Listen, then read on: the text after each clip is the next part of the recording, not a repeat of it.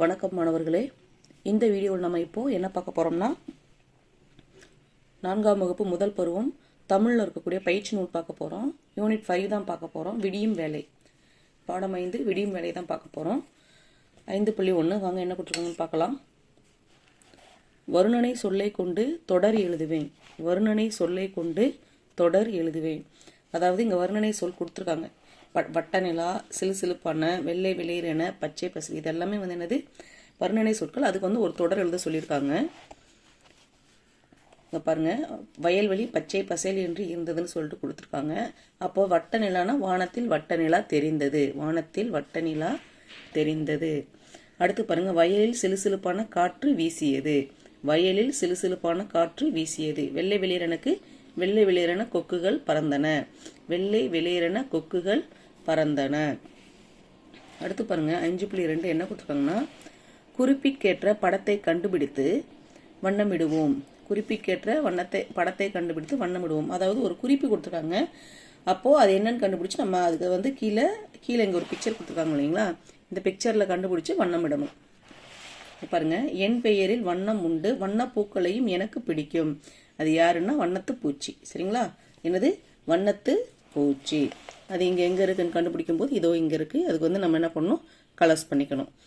அடுத்து பாருங்க, இரண்டாவது என்ன கொடுத்துருக்காங்கன்னா, புல்லும் எனது உணவுதான், குட்டிவால் எனக்குத்தான், குதித்து ஓடும் விலங்கு நான். அது யாருன்னா முயல். இங்க இருக்கு முயல், இதோ இந்த இடத்துல சர்க்கிள் பண்ணி முயல் இங்க இருக்கு. இதுக்கு நாம கலர் பண்ணணும். மூன்றாவது கேள்வி பாருங்க, 4 கால்கள், உடலில் புள்ளிகள், தலையில் கொம்புகள், கொம்பில் கிளைகள், அந்த மாதிரி இருக்கக்கூடிய ஒரு விலங்கு எது? மான். என்னது? மான். இங்க பாருங்க, இந்த இடத்துல இருக்கு மான். மான் எங்க இருக்கு? இங்க இருக்கு. இந்த கொம்புலாம் இருக்கு இல்லைங்களா, இந்த கொம்புல கிளைகள் இருக்கு பாருங்க. இது ஒரு கொம்பு, இங்க பாருங்க கிளை, இது வந்து கிளை. மற்ற விலங்குலாம் இருக்காது. இப்போ ஆடு மாடுக்கெல்லாம் பார்த்தோம்னா 2 புறம் ஒரு கொம்பு தான் இருக்கும். ஆனா மானுக்கு பார்த்தோம்னா இந்த கொம்பு இப்படி போகுதுங்களா, ஆனா அந்த கொம்புல கிளைகள்லாம் போகும், நிறைய கிளைகள்லாம் போகும். அதனால தான் வந்து இங்க என்ன கொடுத்துருக்காங்கன்னா, தலையில் கொம்புகள், கொம்பில் கிளைகள் அப்படின்னு சொல்லிட்டு கொடுத்துருக்காங்க. அடுத்து பாருங்க, நீரை சேமிப்பேன், தண்ணீர் தொட்டி அல்ல, கழுத்து நீண்டிருக்கும் மயில் அல்ல. அது என்னதுன்னா ஒட்டகம். என்னது? ஒட்டகம். ஒட்டகத்தோட படம் இங்க இருக்கு, கண்டுபிடிச்சு இதை நம்ம படம் கலர் பண்ணணும். அதுக்கப்புறம் பாருங்க, நீண்ட வாளுண்டு, நீரிலும் வாழ்வதுண்டு, வள்ளியின் வடிவம் உண்டு. அது என்ன? நீண்ட வாளுண்டு, நீரிலும் வாழ்வதுண்டு. அது யாரு? பாம்பு. இங்க இருக்கு பாருங்க அடியில, இதோ பாம்பு. இதுதான் வந்து நீண்ட வாளுண்டு, நீரிலும் வாழ்வதுண்டு, பள்ளியின் வடிவம் உண்டு. அது என்னன்னா பாம்பு. அடுத்து பாருங்க, படத்திற்கு பொருத்தமான தொடர்களை எடுத்து எழுதுவேன். தொடர்களை எடுத்து எழுதுவேன்.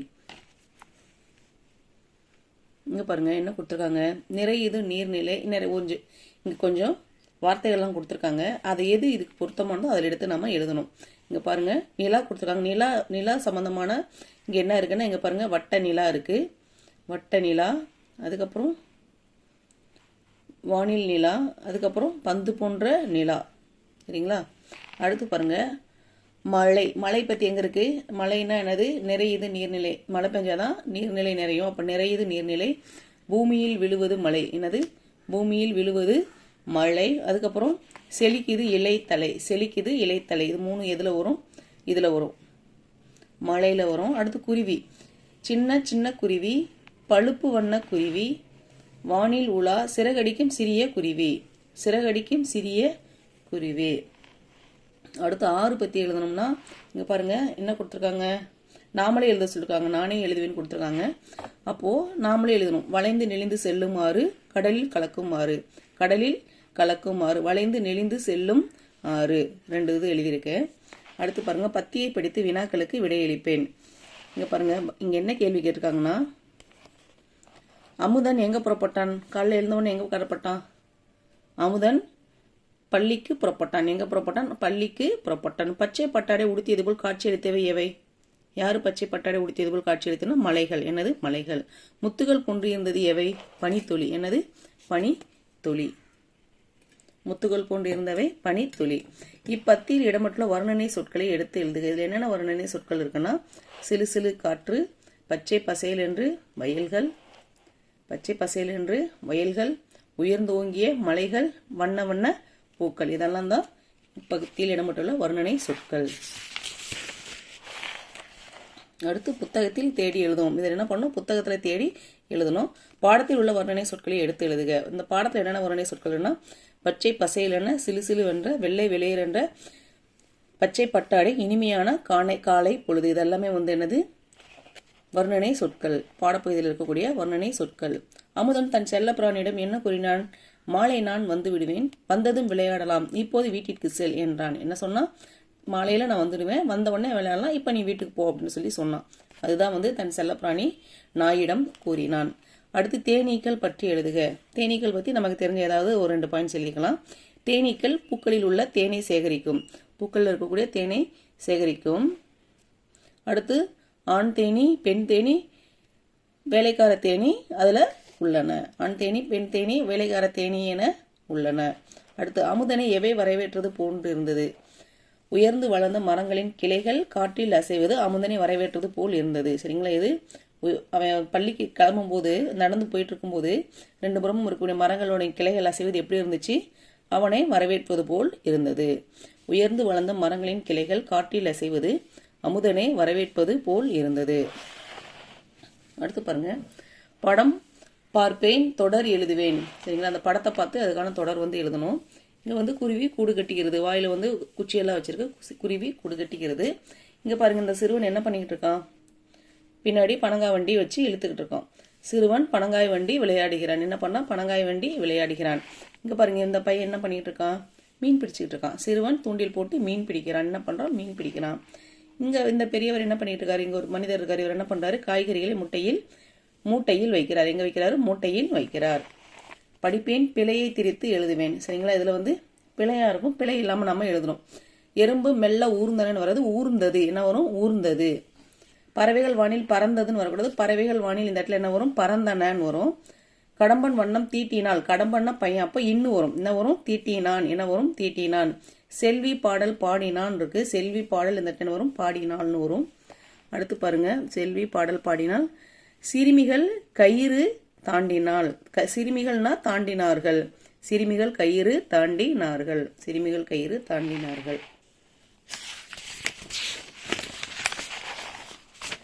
அடுத்து இங்க பாருங்க, படத்திற்குரிய குறிப்பை தெரிவு செய்து எழுதுவேன். இது என்னது? இது ஒரு பறவை முட்டையிடும். இரவிலும் கண் தெரியும். இரவிலும் கண் தெரியக்கூடியது என்னதுன்னா ஆந்தை தான். ஆந்தைக்கு என்ன தெரியும்? இரவில் கண் தெரியும். இரவிலும் கண் தெரியும். இங்க பாருங்க, அடுத்து இங்க என்ன கொடுக்காங்க? ஒட்டகம் கொடுத்துருக்காங்க. ஒட்டகத்துக்கு என்ன வரும்? 4 கால்கள் இருக்கும், உயிர் இருக்கும், உயரமாக இருக்கும். சரிங்களா? ஒட்டகம்னால என்னது? முதல்ல நமக்கு ஞாபகம் வருது, உயரமா இருக்கிறதா ஞாபகத்துக்கு வரும். உயரமாக இருக்கும். அடுத்து பாருங்க, பத்தியை படிப்பேன், உரிமை பன்மை நீக்கி எழுதுக. இங்க பாருங்க, சிட்டுக்குருவிகள் இறை தேடி. இந்த இடத்துல என்ன வரும்? சென்றன. என்ன வரும்? தூக்கு பதில் என்ன வரும்? சென்றன. சிட்டுக்குருவிகள் இறை தேடி. அக்கூட்டத்தில் இருந்த மின்னு என்ற சிட்டுக்குருவி தானியம் ஒன்றை கண்டனன் இருக்கு. இந்த இடத்துல என்ன வரும்? கண்டது. என்னது? கண்டது. அதை கொத்தி கொத்தி பார்த்தது. என்ன வரும்? இந்த இடத்துல கொத்தி கொத்தி பார்த்தது. ஆனாலும் உடையவில்லை. அதை கொத்தி கொண்டு இந்த இடத்துல என்ன கொடுத்துருக்காங்கன்னா பறந்தனன்னு கொடுத்துருக்காங்க இல்லையா? பறந்தது. இந்த இடத்துல என்ன வரும்? பறந்தது. தன் கூட்டில் சென்று போட்டன. என்ன வரும்? இந்த இடத்துல போட்டன. தன் கூட்டில் சென்று போட்டன. தானியம் கூட்டின் தரையில் விழுந்தது. எங்க விழுந்தது? கூட்டின் தரையில். இந்த இடத்துல என்ன வரும்? விழுந்தது. அவ்வளவுதான். இருட்டான கூடு வெளிச்சமாக மாறியது. இங்க என்ன வரும்? வெளிச்சமாக மாறியது. சின்னுவின் தங்கைகள் மகிழ்ச்சியில் சத்தமிட்டன. இங்க என்ன வரும்? தூ அடிச்சுட்டு நான் போன சத்தமிட்டன. இறைத்தட சென்றிருந்த தாய்க்குருவி வீடு திரும்பியது. வீடு திரும்பியது. இங்க என்ன வரும்? வீடு திரும்பியது. அம்மா அம்மா இந்த தானியம் மின்னுகிறதம்மா, மின்னுகிறதம்மா என்று மகிழ்ச்சியில் கத்தின. மகிழ்ச்சியில் என்ன பண்ணுச்சு? கத்தின. அதற்கு தாய்க்குருவி, இது தானியம் இல்லை, மின்னும் வைரக்கல், அதனால் தான் நிலவின் ஒளியை பெற்று மின்னுகின்றது. என்னது? மின்னுகின்றது என்றன. என்னது? என்றன. அன்றிலிருந்து அந்த தானியம் தான் கூட்டின் விளக்காக இருந்து வருகின்றது. இருந்து இந்த இடத்துல என்ன வரும்? வருகின்றது.